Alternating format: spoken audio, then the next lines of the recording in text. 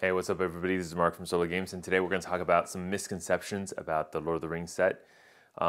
It's actually kind of interesting. So, the Lord of the Rings set videos I've produced in the last couple days have gotten a lot of comments. Seems like, honestly, there's a lot of Magic players who are, I don't know, passionate or angry about the whole set. So, that's cool.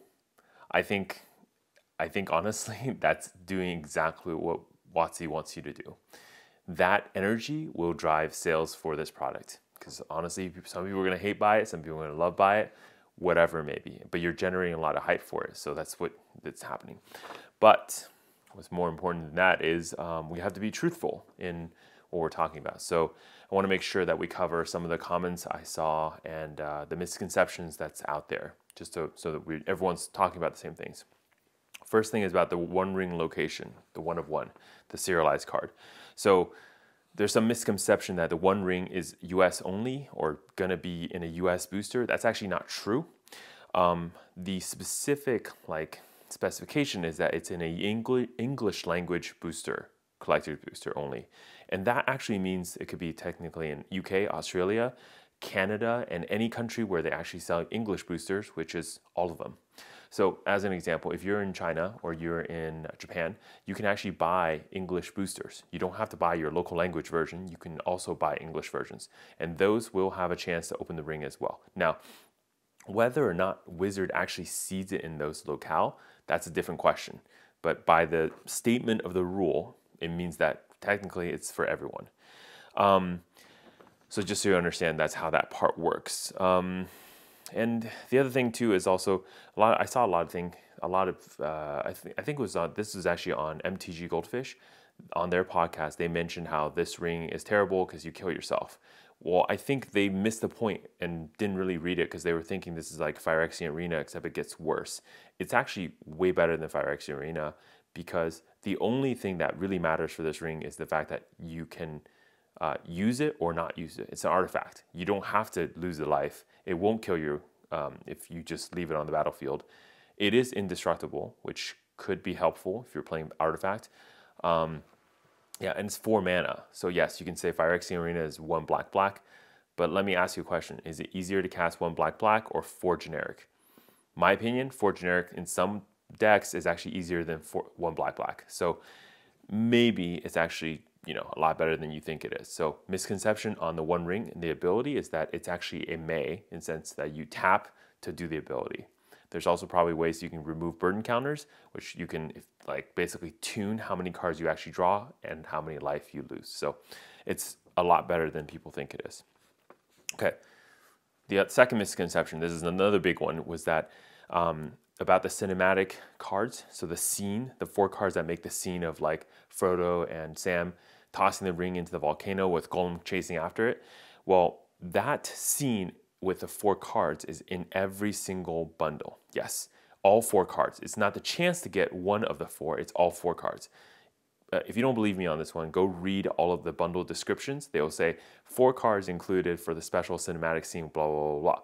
That means they're going to give you all 4 cards. So that also means that you're going to have the One Ring in every single gift bundle and in every single normal bundle. In addition, that One Ring in that artwork will also be made available in the collector's boosters as a non-foil. The bundle version is a foil, so if you don't like the foil, the only way to get a non-foil is through a collector's booster of the scene. So there's that too. Just kind of also talking about the scenes too, there will be other scenes for this set. One of the best ones is this 3x6, I think, or 6x3 scene, where it's basically like a row of 6 but 3 rows down. In fact, a 3x6 fills if you have a binder, like a 3x3 binder, it fills 2 pages. So you can open one whole binder page and it's like one gigantic scene. It's kind of cool. So that's something to look forward to. I'm actually kind of excited about that. Also, there seems like maybe another supplemental set coming in this November that will also add more scenes. They weren't really clear about that. I'm not sure if they meant there will be more cards where they will piece together to make a scene, or do they simply mean that there will be more scenes for Lord of the Rings set. So either way, it sounds kind of cool. I've been a big fan of these scene cards. A lot of the, since I think modal dual phase cards, MDFCs, they have had those check cards, the new check cards that have like a scene. So if you piece them all together, basically they're tokens normally, but if you piece all of them together, they usually make artwork for that set. So like Neon Dynasty had them, Kaldheim had them, Zendikar Rising had them. So there's a lot of, I think also, I guess because of Crimson Vow and Midnight Hunt had vampires, they had them too. So I think that was a test bed of whether these cards are something that people want, and definitely has shown to WotC that yes, people do want these cards that kind of piece together to make a bigger scene. So it sounds like there will be more of that, whether that's again Lord of the Rings cards or some other set, we don't know. But it sounds like, because they said more scene cards will come in November, and they're talking about that in the same article that they're talking about Lord of the Rings, it makes you think there will be a Lord of the Rings set, supplemental something coming in later this year with more scene cards. Don't know what that means. Okay, Soul Rings. So just so people understand, the non-serialized Soul Rings are also limited. Now, they're not going to have a serialization where they say like one of whatever, but there are only 3,000 Elven Rings, the non-serialized ones, 7,000 Dwarven Rings, and 9,000 Human Soul Rings. So the special Soul Rings that you find in Collector's Boosters, I believe only, there will also be non-serialized versions, and those are also technically limited. But I'm going to be honest, like, first of all, 9,000 for the human one, at least, it's like, it's a lot. It's a lot of cards, right? So how are they going to track it? How do we know there's only 9,000 and 9,000, not 9,500 or, 12,000? Like, are we all going to count and we're going to, I don't know, like say I'm number one? Like, there's no way to verify or prove to WotC one way or another that it's this way or not. And again, I keep saying this about product replacements. I really wonder what happens if a serialized card has a problem out of the pack. Does WotC make another serialized card and destroy that one? How do they deal with product replacements for serialized cards? And now for this kind of card, because it's limited quantity and they're kind of stating that outright, how are they going to deal with a product replacement for a Soul Ring that's, I don't know, misprinted or something? Don't know. But again, look, 10,000 rings is not really like a limit. A lot of cards like Mythic Rares, their pop report is maybe like 3 or 4 times that. So it's not really that limited anyways. Lastly, for our map lands, they don't piece together into a scene, which really sucks.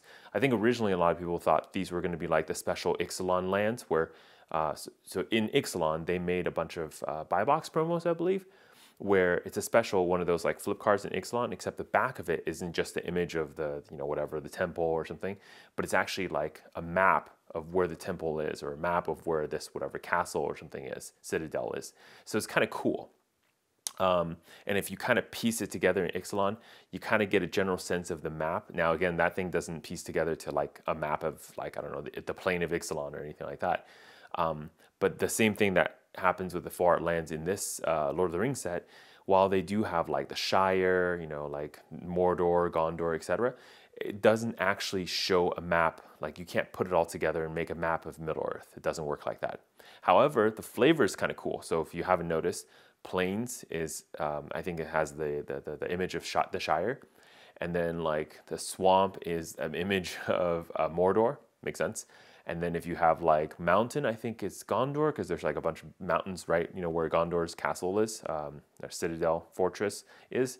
And then of course with forest, the one I saw had like Mirkwood next to Lorien. So totally makes sense, right? Like, so it's, the flavors are on, but just so you understand, it's not going to be pieced together into a full map. So there's that. I think honestly, just the top line 2 things is, number one, the One Ring. Just make sure you guys understand it's not US only. It's not limited US. Technically, because it's just US or English language boosters, that could be anywhere in the world, actually. People in Japan, anywhere, Australia, they can all buy US or English language boosters. Not a limit. And then, of course, the cinematic card. It's not like basically every bundle is guaranteed a ring. So if you put that in perspective, does that decrease the value of the ring? Does that increase the cost or whatever expected value of the bundle? Don't know, but I'm just telling you that so everyone understands how rare or not rare the ring is, really. So yes, the ring is very available. Yeah, cool. Mark, Solo Games, thanks, and stay classy.